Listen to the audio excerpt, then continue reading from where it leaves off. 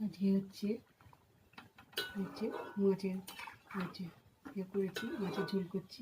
মাছগুলোকে ভেজে তুলে নিলাম, তুলে নিয়ে তারপরে এবার কড়াতে আলুগুলোকে ভেজে তুলে নিলাম। তুলে নিয়ে এবার পেঁয়াজ, একটু জিরে বাটা, আদা বাটা, একটু ধনে গুঁড়ো সব রকম দিয়ে ভালো করে একটু কষে নিলাম।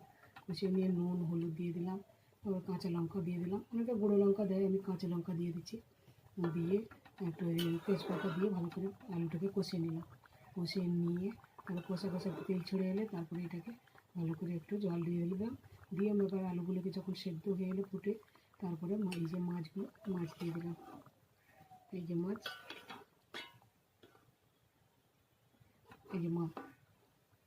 যে মাছগুলো সব দিয়ে দিলাম। দিয়ে দিলে ফুটে গেলে একটু ঝোলটা কমে এলো, তারপরে হচ্ছে মাছ দিয়ে আলুতে ঝোলটা কমপ্লিট হয়ে গেল।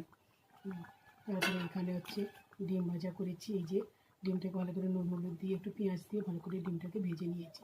এটা কমপ্লিট হয়ে গেছে। এখানে কুঁদরি আলু ভাজা করেছি। এই যে এখানটায় ভালো করে পেঁয়াজ দিয়ে একটু নুন হলুদ দিয়ে ভালো করে ভেজে নিয়েছি তেলেতে।